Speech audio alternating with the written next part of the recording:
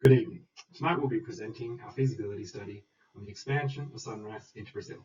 We'll be focusing on the benefits of the Brazilian economy, strategies to mitigate some of the challenges for entering this market, an action plan for next steps, and finally, we'll open for questions for any queries that remain. Over the next 15 minutes, we'll explore how through our analysis we've come to our recommendations. But in summary, we believe that Sunrise should choose Brazil as its next market to expand to. Our analysis will show that whilst entering Brazil comes with a number of complications, we believe that the size of the market, the current economic conditions, and forecast provide a valuable opportunity that far outweigh the costs of overcoming the difficulties and risks associated with it.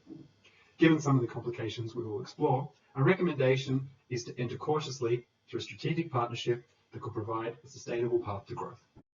Sunrise is one of the world's largest food companies, a leading rice brand in Australia and the Pacific with a long history in cultivation, milling, processing, manufacturing and marketing of rice and related products. Its socially responsible approach to doing business and its focus on continuous research and development have positioned Sunrise as a leader in the industry, benefiting from significant research and development which have yielded several competitive advantages, including sustainable irrigation techniques, best practice technologies for harvesting and processing, and minimizing the use of water and overall harm to the environment. This has allowed the company to maintain relatively stable revenues in its 30 brands, albeit with some variability to profit margin, primarily related to the effect of environmental conditions on each year's crop. The Sunrise Group is a listed company on the ASX, comprising multiple business units, assets and operations across Australia, New Zealand, the Middle East, the United States, the Pacific Islands and throughout Asia. Its vision is to become the world's favourite rice food company through innovation, operational excellence and nutritional value. With simplicity and effectiveness of processes being at the forefront of the business strategy, Sunrise aims to satisfy customers all over the world through unbeatable products and services. Brazil is a market with huge economic potential for Sunrise. As the 9th largest economy in the world and Australia's largest trading partner in Latin America, it has a large population of 210 million people. It is rich in natural resources, including a fifth of the world's fresh water supply, and a per capita rice consumption that is 3 times that of Australians. Brazil is a market that Sunrise cannot afford to ignore. Over the past century, Brazil has moved from a primarily agrarian economy to a diversified one with strong manufacturing and service sectors, and a significant investment into physical and human capital. Described as a self-sufficient nation, Brazil has historically fed and funded its nation through internal resources, suggesting that domestic production is favourable to exporting Australian rice into this market. Often struggling with political scandals, corruption, bureaucracy, poverty, inequality, environmental degradation, and a complex legal and tax system, a deep understanding of the local business landscape will be critical to a successful operation in Brazil. From Sunrise's perspective, this highlights the benefits, if not the need, of partnering with an established Brazilian firm as a logical strategy for entry. Rice production in Brazil accounts for close to 3% of the country's total agricultural produce, with its high-yielding rice fields accounting for almost 70% of all rice-growing areas in South America. Generally concentrated in 2 regions, approximately 40,000 farmers produce the staple food product for Brazil within a profitable yet very competitive industry. Focused on domestic consumption, with more than 80% of annual yields consumed by Brazilians, industry revenues are expected to reach $1.7 billion by 2025. This is compared to Australian domestic market, which sits between 200 and 250 USD per annum. Such a large and attractive industry does come with a number of issues. The industry is increasingly threatened by a fragmented domestic market, lower production costs in neighbouring countries, and of course the effects of COVID-19. Despite these complications and the comparatively lower retail price of rice against Australian shelves, the Brazilian rice market continues to be very profitable, with firms generating margins of up to 10% compared to Sunrise currently operating at 2%. In addition to the market size, the Brazilian agricultural industry maintains strong links with local research institutes, and the government provides additional incentives for improvements through a number of recent green economic programs. As such, the Brazilian rice market currently represents a very friendly environment for a growth-minded, technologically focused, responsible firm such as Sunrise. Next, we'll explore our core economic analysis. We have selected 5 key metrics we consider appropriate for the assessment of Brazil's short and long-term economic health.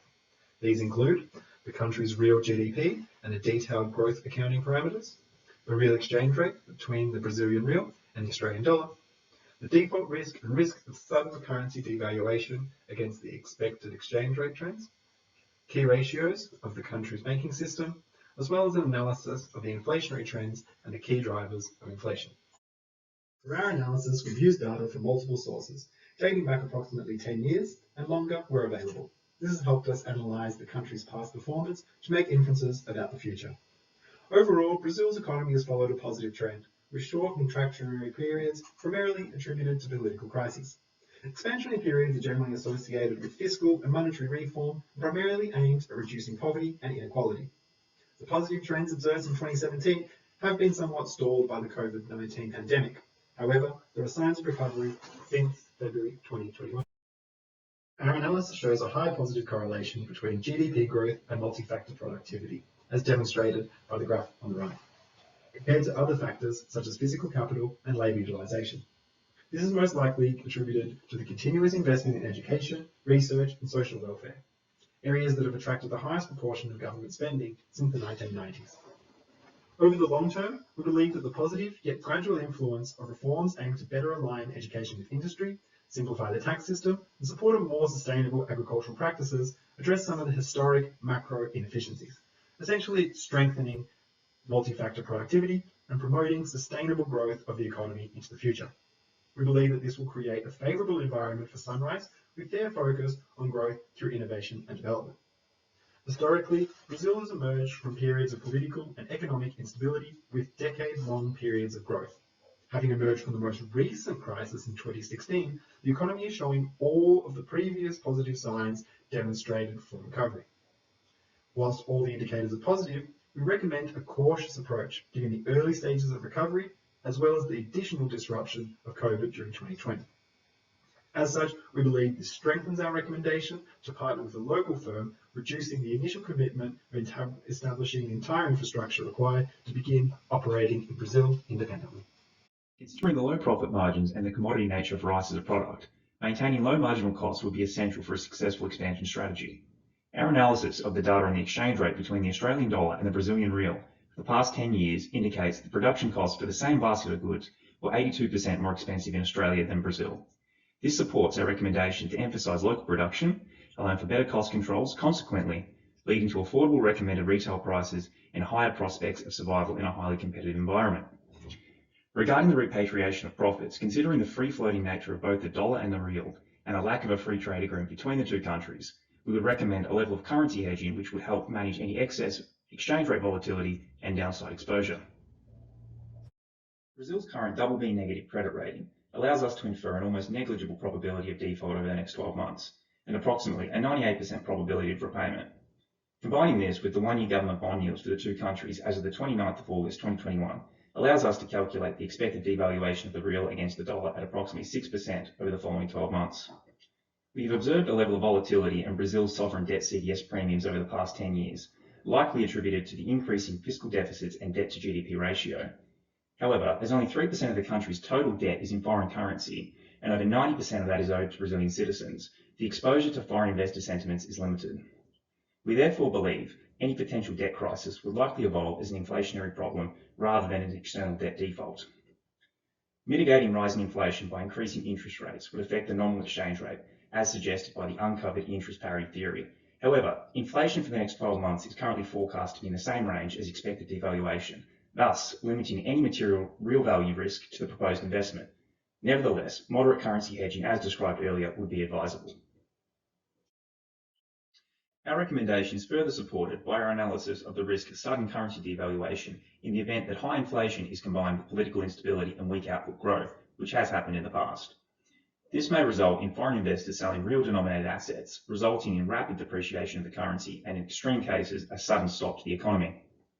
Since 2007, Brazil's central bank follows a policy of no intervention to the exchange rate, which could explain the weaker correlation between the exchange rate and Brazil's CPI index compared to the first 10 years when the real was introduced as the country's new currency. However, Brazil's central bank holds significant foreign reserves, albeit they reduced during the COVID-19 pandemic, but are now increasing again and could be used to stabilise the currency in the event of extreme volatility. Discussion of the central bank's role in the economy brings us to our banking system analysis.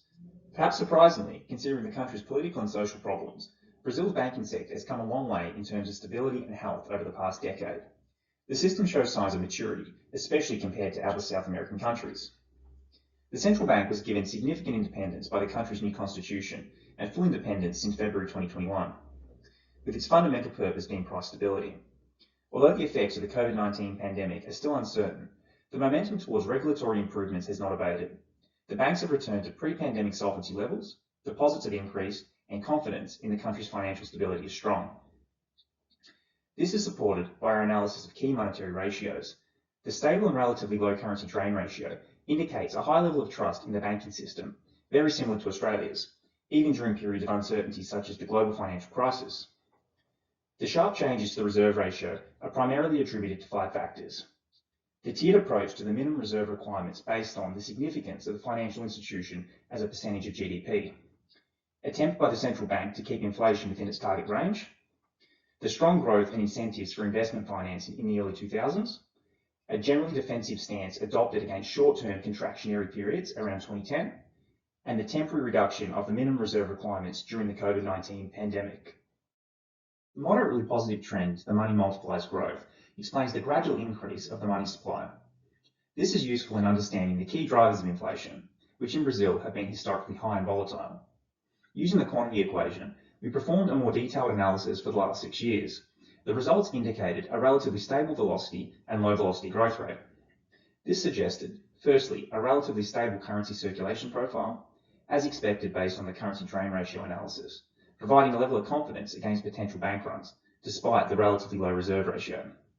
And secondly, that inflation is primarily driven by the money multiplier and changes to the GDP growth rate.